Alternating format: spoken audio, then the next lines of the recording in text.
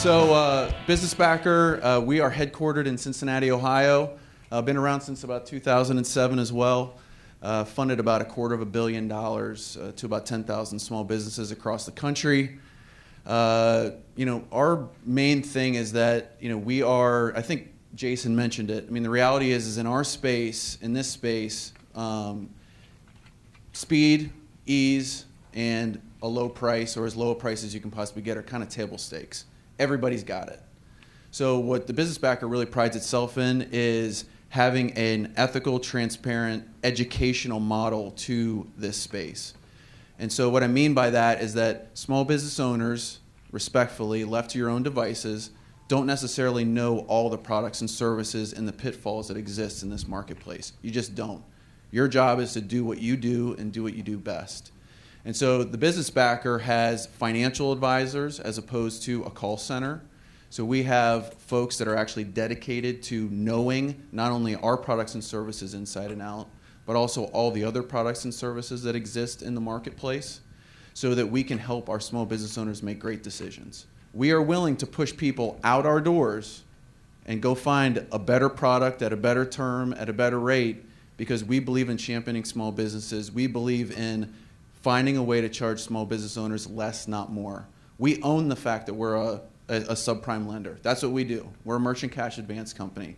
And there's a great market for folks like that. If you're in a survival situation where you need to make payroll on Friday, merchant cash advance companies are fantastic, right? And that's not the only type. There are thrivers that come to us every day, 800 credit scores. But the reality is that most small business owners go to their bank. If they hear something that they don't like to hear, they never go talk to another bank. They stay within that 1 5-mile radius that sits around their business. And so again, what the Business Backer really prides itself in is educating our customer base, educating the marketplace, and really having a belief that small business owners deserve to still have all of the things that go along with being bankable, even if they're not bankable at this moment. And that includes a trusted advisor, somebody that you can call and you can talk to about the options, you can talk to about your current situation, whether or not that even has to do with financing. Thought leadership. I apologize. One of the other things I was going to say is I added my travel coordinator to my Christmas list because apparently if I don't, then I get the early flight in when I'm speaking at 10:20. But anyway, at the end of the day, small business owners deserve all those creature comforts regardless of who your financial provider is. And that is really what we believe in. That's what we pride ourselves in. And you've heard a lot of great information from the rest of these folks, so I won't dive too much further into that. If you're interested in not only, and I know a couple of these folks talked about education, one of the things, again, this thought leadership idea, we are doing an 8-part blog series on the 8 questions a small business owner should ask before they take their next round of funding.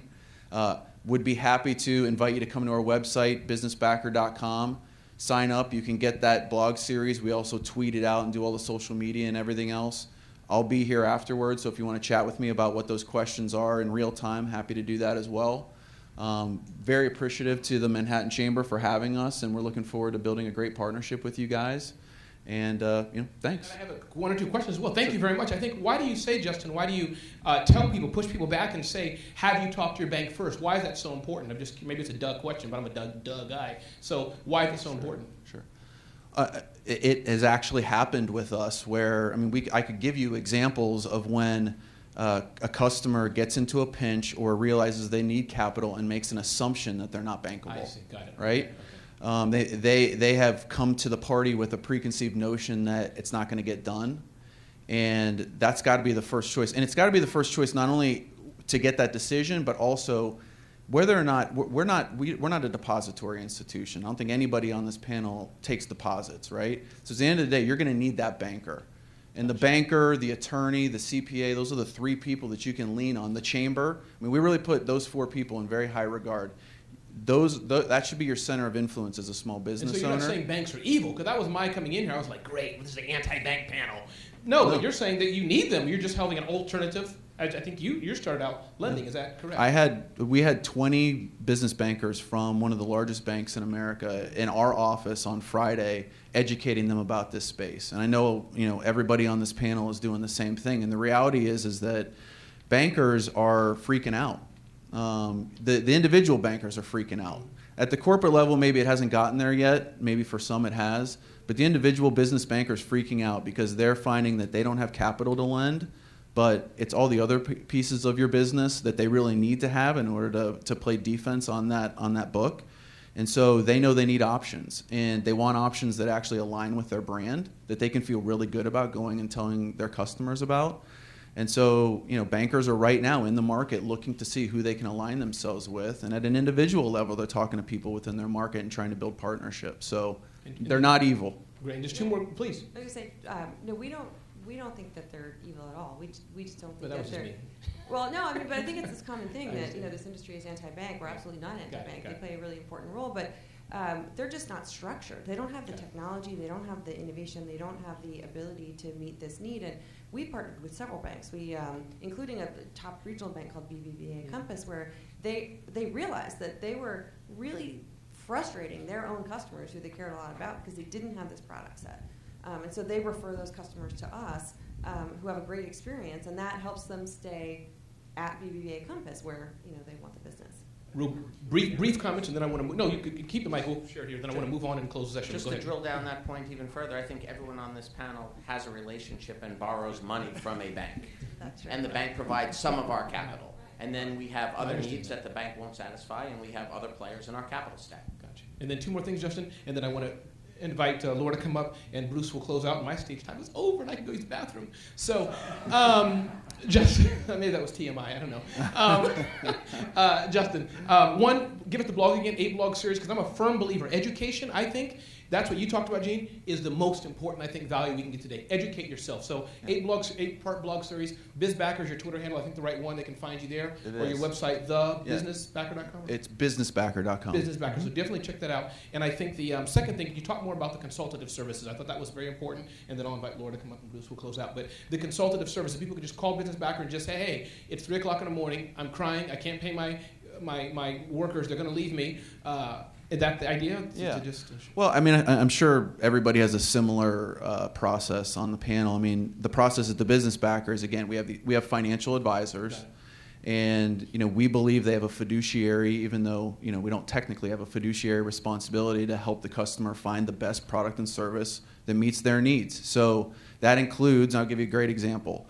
And it's actually one of the guys that's on our website, Allen's Cafe, which is a local place in Cincinnati, came to us because their bank, Fifth Third Bank, had pulled their line.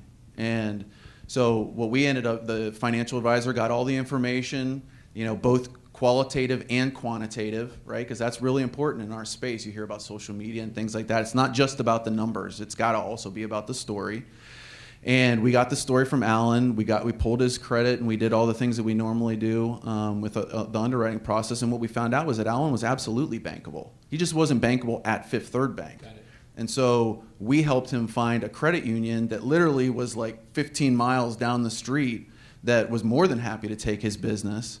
And I think this probably happens to all of us. What ended up happening was $100,000 that Alan took from the credit union wasn't enough, and so he came back to us, and we funded the additional $25,000 that he needed in order to finish the project. And so that's that. When we talk about consultative approach, it's that if you're only looking at numbers, which frankly, that is what banks do, right? I mean, that is the one thing about banks, is that it's a very structured black and white process. What folks in our space do is that we want to know the story. We want to know the background. We want to know the DNA behind the company, because it's those little things that allow us to do stuff that banks won't do. Awesome.